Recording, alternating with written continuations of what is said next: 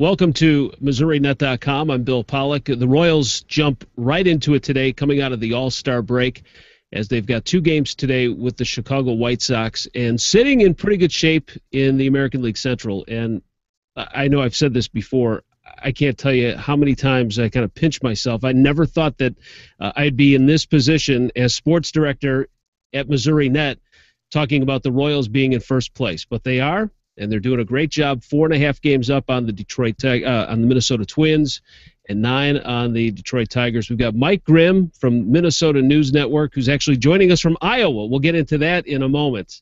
And he's got kind of on a vacation, if you will. And then Chris Lepley from Michigan Radio Network. Chris, I will start with you because I remember we had a conversation a couple of weeks ago, and I can't remember how far back Detroit was. It wasn't as many as 9 games, but you said they were going to come back and win the division. You want to change that prediction at all? Yeah, I might have to go back on my decision on that a little bit. They're not playing too well right now, as you guys can see. And having Miguel out until the middle of August, the hitters really need to step up in his absence. And they might have a tough time getting that second wild card. I think that's probably their best bet right now. I don't know if they're going to catch the Royals or not, man. They got 12 games left against the Royals, I believe, and I think they got 6 against Minnesota. So if they don't win, if they win half of those games, it might be close. But I think they should be probably looking forward to making that wild card spot. And I take back my recent statement from a couple of weeks ago. Yeah, they do have 12 games left against the Royals, so a lot of ground can be made up. But I wanted to ask you, how much different is that lineup when Cabrera is out of it and hurt and not producing? Who has to step up, and how much worse are they? Well, I can say one thing. Thank God for J.D. Martinez. If it wasn't for him, I think he's got 25 homers. He just came out of the blue and just stepped up his game. Power. It's either he's hitting a home run or he's getting a pop out. He's not. But they switched the lineup a little bit. They put Cespedes down at the second spot now, and Kinsler's leading off. So that's kind of helped him out a little bit. But he's not replaceable. They got a couple of guys from the minors, Marte from the minors, stepping in him at first base, and they got Kraus off the waiver wire, and he did well in his first game out. But they definitely need to step up their bats and their hitting in order to make up for the absence of Miguel, and it's going to be tough without him. I think one of the more surprising stories, when you name off those names, Kinsler and Cespedes, and it's surprising that they are 9 games out, but even more of a surprise to me is that the Minnesota Twins are in second place. And Mike, when I watched this team early in the year against Kansas City, they were throwing the ball all over the place, running into outs. They looked awful, and I thought, well, you can expect this with a new inexperienced manager with Paul Molitor, but what has he done with this team to put them in this position? Because they're for real and they're going to stick around. Yeah, I think you're right, Bill. They are who they are now. They're 9 over 500, and remember that you're right. Early, they started 1-6 on this season. They got blown out by Detroit and early. Kansas City ran all over them. And people were thinking this could be a 5th straight 90-loss season. They've suffered 4 straight 90-plus loss seasons as it stands right now. They're 9 over. That's after starting 5 under. So they've really played good baseball. They had a great month of May. As for Molitor himself, some of it I really think, Bill, is just the fact that sometimes a message gets stale. I think Ron Gardenhire is a really good manager and a good baseball guy, but he had been there for quite a while. He was, I think, 13, 14 years on the job. And, pretty soon the message can get stale, even when you bring new players in. And I think Molly, as they call him, has brought in, a little bit of a new attitude. They certainly have gone more to the fundamentals, so to speak. They're running a little more. They'll bunt. And then the bottom line is their starting pitching is markedly better, 1, than people thought, and 2, even more than that, it's better than what they've been getting the last 4 years. And as you know, if you can get starting pitching that's good, it can allow less labor on the bullpen. That's good, and that's where this Twins team sits right now, 9 over 500 heading into play tonight. Who's driving that team offensively? Well, that's the interesting thing because their offense has not been quite as good as it was last year. Their pitching has been better. They're sitting here 9 over 500, 4.5 games behind the Royals, and Joe Mauer, their highest paid player, really has not had a good year. He's been mediocre at best, and when put up against the other first baseman in the American League, is really having a kind of a ho-hum year. If he gets it going in the second half, that would obviously be a feather in the cap. Brian Dozier, who hit the home run on Tuesday in the All-Star game, he is right now their to term Reggie Jackson. He's the straw that's stirring the Twins' offensive drink right now. 2 walk-off homers in the last week, one against the Tigers, in a big series where the Twins took 3 of 4 heading into the break, including the last 3 of that series. So Dozier's been their guy. He's a really good defensive second baseman as well. And then there had been discussion or thought amongst the followers of the Twins that will they make a trade? Will they acquire a bat? And what they've done instead, at least in the short term, is called up their top hitting prospect, Miguel Sano, who can play third. He can be a DH. He can play a little first base, and he's really done a nice job. I think he's about 12 games in. He's hitting 400. Obviously, that pace won't keep up. But they may not have to make a trade if Sano is who they think he is, and they've been waiting for him for a while. He had Tommy John surgery as a position player and missed most of last year. But they love him as a hitter, and that might be one of their keys to stepping up offensively is just his addition. And then Irvin Santana, who gets to start tonight, he missed the first 80 games for a PED suspension, and so that's almost like you make a trade and acquire what I think is a frontline pitcher. I mean, he's maybe not an ace, but he's certainly a 2 or 3 in a really good staff, and that can certainly help them in the second half. Yeah, we're certainly familiar with him. All right, 12 games against the Detroit Tigers head-to-head.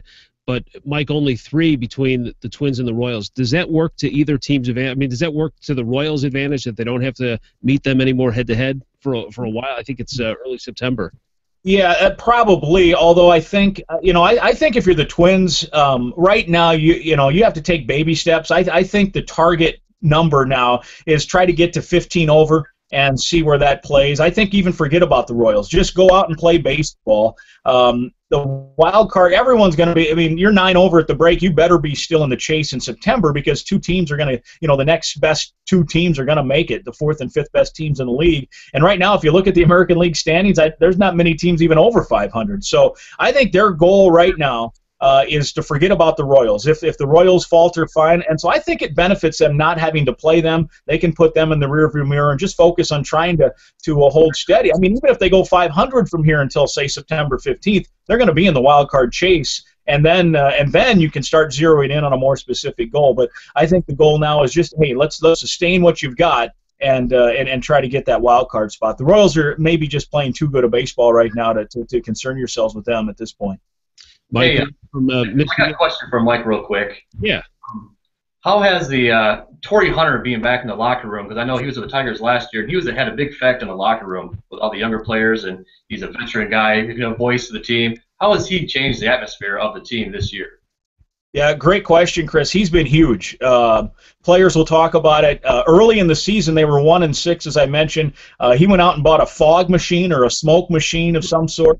And they started after every win smoking out the clubhouse and playing loud as teams do. But I think his leadership and his veteran presence, like, hey, it's 7 games in, let's not panic, we can still get there. Between him and Molitor, that's helped these young guys, really play well. And like I said, their month of May, I think they were 20-7 in May, and that really has made so far their season. But Hunter's been a huge impact. Not to mention, I mean, if you look at his numbers, he's been really good offensively. I mean, he, for a couple of different stretches, has really been a potent factor. He's hit mostly 2nd and 5th in this lineup, and he's been good in both spots. I think Royals fans have a lot of confidence in the way that their team is playing and the fact that they're sitting on top of the division. But it's always interesting, and I want to get both of you your take on this, because I look at it and say, man, when you look at the names that Chris just rattled off from Detroit and why that lineup isn't producing, even with Cabrera out, and the pitching that they have, and you look at the young upstart Minnesota Twins and the season that they're having, I mean, you have to look over your shoulder a little bit. But from your perspective in your states, what's the impression of the Royals? Chris, I'll start with you. Well, we kind of take them as like a younger team. They're young, they got power, they got speed, the coach. He's doing a good job over there. And so, at first, a couple years ago when all those guys, they're just young, I kind of knew even myself that, man, 2 or 3 years, these guys are going to be awesome. They're going to be really good just with the speed and everything they had. So, we knew it was going to be a couple of years. We didn't plan on last year having them go all the way to the World Series, but I think they're going to be good for years to come, and that's kind of how we look at things over there. Mike, you kind of touched on it that for the Twins, their focus should be not really looking at the Royals, but what do fans? What's the perception of Kansas City being in first place? Well, it's interesting listening to some of the sports radio shows because you hear Twins fans in frustration that, why can't we have some prospects like the Twins? And as you know, this goes in cycles. So my own opinion is it's almost as if the Royals, frankly, have taken over that spot of the Twins. Remember, the Twins controlled the Central Division through most of the 2000s, from 2002 up to 2010, and they did it with young prospects, Morneau and Mauer and Johan Santana, and all those guys up through there that were kind of exciting players. Torrey Hunter was in that mix as well, and the Royals have kind of now taken that over with Alex Gordon, and obviously his injury is not going to help things, but Moustakas and Hosmer and then all the young guys that throw a million miles an hour both in the starters, they've kind of taken that role over. Now, that said, I always remind the Twins fans, part of why the Royals are good now is because they stunk for so long. They got a bunch of high draft picks, and now they're, reaping the benefits of that. The Twins have now 4 years straight gotten 4 straight top 5 or 6 or 7 picks, and, as mentioned, they're now contending. They have some young talent, and it's a cyclical thing, especially in the Central, where I think there's no Yankees, there's no Red Sox. You can just go spend a bunch of money. Now the Tigers have a high payroll, but you're looking at teams like the Indians, who I still wouldn't count out for this year, 2015. They've got really good pitching. Anderson has kind of been their new call-up, so I wouldn't count them out in this division. But Indians, Royals, Twins, that group isn't going to break the bank, and so it's going to be cyclical with all those teams. When you got a group of guys together, and it might be a 4 or 5 year up, and then you might be down 4 or 5 years. And right now, the Royals, I think, are catching an upswing. I think they're going to be here to stay for the next 4, 5, 6 years. Good stuff, guys. It's going to be an exciting second half, and all 3 teams could be in the playoffs. That's what makes this even more exciting, and that would make things fun for us in September. So you're in Iowa. What's going on there, Mike? Well, I'm back visiting my parents for a day or two, and the county fair. I get to watch Bret Michaels tonight at the old Delaware County Fair. Oh man! So what do you have to do? Round up the pigs out of the street and stuff, and get them to fair on time, or what? All the auction stuff and the county prize pig, the county fair winning prize pig. That's all done this weekend. So I'll be back in Minnesota by the time that stuff all hits. That's cool. Yeah, but you're there for Bret Michaels, right? So that's it. You got it. All right, good stuff. Chris Lepley from Michigan Radio Network and Mike Grimm from Minnesota News Network. Thanks so much for your time, guys, and we'll see you down the stretch. It's going to be a lot of fun. Thanks for watching us here at MissouriNet.com.